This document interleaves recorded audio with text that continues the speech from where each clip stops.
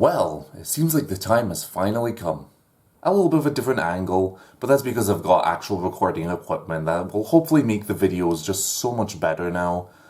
Hopefully. It's still kind of up to you to decide. Well, hello there, it's me Suited in Black, back again, yet again with another video after like a few months. But this time we're actually going to be a little bit more serious and actually review my whole story now that it's actually finished. So if you're probably not on board with my Janne Karneus life, like that's my artist name, so if you're not on board with what I do, I've recently finished my whole graphic novel and it's online, it's available to read and it's also right there. So yeah, why don't we just review the whole book? So I did post an actual video for Two Clashing Dragons like back earlier on in 2022, like maybe like in March or something, but that was just for the first volume of Two Clashing Dragons, so it was just like half of the story. But now that we actually have the whole story ready, now we can properly critically review it and just see how overall it compares to the Grand Fortress. That's the point of this self-critique. How did I improve upon the Grand Fortress, which I'll show throughout the whole video. So here we have the physical copy of the book that I just wanted to print for myself just to see how it actually looks when it's printed. Like, the only bummer about this is that it's not actually fully printed on like, the entire page is not fitting in, but this is just like, just to see how it actually works for me. But my overall thoughts on this is that I'm really happy I was able to finally finish it after like 2 years. But, you know, this is a long process. It takes a long time to make a book like this. So yeah, pretty good. So what I'll do throughout this whole video is show bits and pieces of the actual digital pages on this video. And maybe also show the comparison of the, what's it called, the Grand Fortress. Just to make it a little bit clearer instead of just always showing this book right here. But anyway, let's begin. So got my notes right here, just on my new laptop, or my new desktop. And so the first thing I want to comment on again is just that the artwork just looks much better than it did on the Grand Fortress. Like the actual use of colors and tones really brings the story to life. It gives it like a sort of a vividness that makes it just so much more interesting to read. And there are certain pages I still feel really proud of in this book. Just like this page 33 that I'll show right now, and then also some scenes from the actual fights. They're actually kind of cool, and I like them. It just, you know, as a comparison to what I did before, like I'll show you the fight scenes from the Grand Fortress and just how kind of terrible they look. But hopefully this just gives an idea of my artistic progression. Another thing I want to comment on is that the characters are quite more interesting than they were on the Grand Fortress. Like, they're not as fully well-rounded as I kind of wanted them to be, but I suppose that's not quite the point of this whole story, not quite the point of this graphic novel. It's just to keep it a bit simple, just to introduce the characters, introduce this kind of world we're living in, and I guess that's kind of the reason why maybe it's not as clear as it should be, but that's an issue that I will pick up on soon. And the final positive I want to say is that it's just much more streamlined of a story. It's just more, going from point A to point B, and it just keeps it simple like that, and it just works for this graphic novel, nice and simple. But it's time to look at everyone's favorite. Let's look at more of the flaws of the story, and there's a little bit, not a huge amount like compared to the Grand Fortress, which was like terrible, but Two Clashing Dragons has very obvious flaws. And like I said in my previous video of Two Clashing Dragons, the most obvious one is the world building. It's quite poor. It is not really developed at all. Nothing is really explained, and we're just given tiny morsels of how this world even works. And it's like, you kind of wish to learn more. I guess that's kind of why there's going to be like a sequel to this. But I think I'm the type of person who, when it's a first book, it has to land. It has to make sense immediately. Otherwise, I'm not really interested in it. But for a first book by an author, it makes sense that maybe the world building's a bit shaky, not the best. But yeah, that's one of the issues I did kind of write here for the story. Another issue I wanted to pick up is actually the art consistency. So there are some pages that just look neat, then kind of, not that amazing.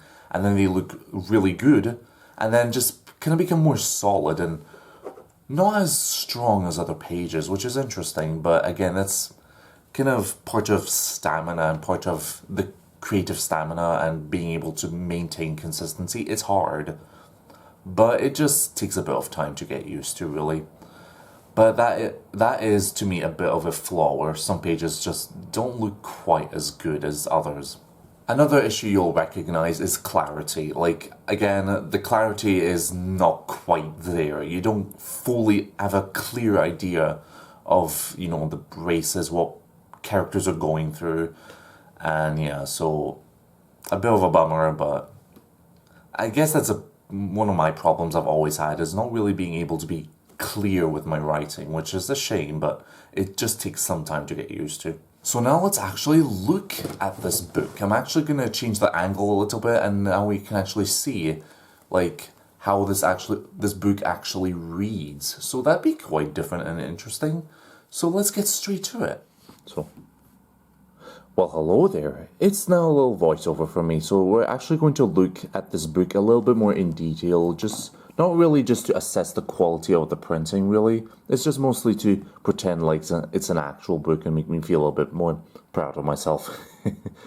But anyway, let's open it up and just see how I did. So as you can tell, it's not really the most professional looking thing ever. It's just as a way to get started. But anyway, so as you can see from here, it's actually not too bad looking, like in terms of artistic sort of you know, presentation. It actually looks kind of neat. So I'll probably just skim through this a little bit, but yeah, like to me, this is one of the most boring looking pages, because I see this sometimes on like this art server I'm on. This person just does this 1, 2, 3, 4, 5, 6 like kind of window looking panels, and it looks incredibly dull because it doesn't really have any timing to it. And so yeah, not really the most exciting looking page. This page here seems a little bit convoluted. It's just like, you know, blah, blah, blah, blah, blah. It's hard to follow. And I also do think actually just maxing out to 6 panels per page is actually the best way to make stories. At least for me it does, because I can make some panels a bit bigger and some panels a little bit smaller. But anyway, let's continue. So this is not really to assess the story, it's mostly just to assess like just the presentation. I will pick up on maybe some little elements of like maybe plot or character or whatever. But anyway, again, a little bit of a slightly too many panels. I think that's like 1, 2, 3, 4, 5, 6, 7, 8, 9, 10, like 10 panels. I think that's way too much. So yeah, I mean, this is kind of nice looking. It's just that maybe it should have been a little bit bigger. I accidentally put this in like sort of a Word kind of setting where the image would actually be a little bit smaller. So yeah, as you can probably tell here, like I've shown this before, but this scene of like the rude shop owner, I think is just kind of lazy. It's not really showing any sort of interesting world building. It's just kind of relying on xenophobia a little bit too much. Then this is the pages that actually don't look that great. They look incredibly, you know, far too simple and not that interesting. We have Sean's dad being a bit of a prick to him. Sean feeling a bit down. And then all of a sudden we have, you know, this page right here I still feel incredibly proud of. It's just like, it just looks so much better than all the other pages. I love the dynamism of their fight. I love the poses. It's actually really cool. And yeah, so why don't we skip a little bit more of this and actually get to the part I didn't show before. So this is the part where they're actually at the tournament in like 1985. And then, so yeah, they meet the host, blah blah blah. And let's get actually straight to one of the fights. So I do actually think it, again, like I say, 1, 2, 3, 4, 5 or 6 panels actually works the best for this story. I think it works best for me, really. It's slightly more simple, and it's a bit more, just a bit easier to read. Like Loki, this is actually one of my favorite panels. I kind of like, you know, Fairy kind of standing there in a karate position, and then the fighter just being all "Grr." And yeah, so far it's not too bad, but there's something that this camera's not really showing that just kind of makes the printing seem a bit weird. But what can you do? I like this page as well. I actually think it turned out quite neat. I also love the colors of this page. It's actually really bright and it's like pop art. It's cool. But yeah. So blah blah blah. So we'll probably skip until the ending. Or maybe just skip until like the actual fight between Sean and Ferry. It's got really good visuals. Like, they're really solid. I think this is one of the coolest pages of their fight. Just the big fire just roaring. And then let's just skip straight to here. So it does kind of end a little abruptly, and that's, I think, one of the flaws of the story. It does kind of just end because I did get a little bit impatient with it. But yeah, so overall, this was mostly just an experiment just to see how does this book actually read? Like, if it's a real physical book.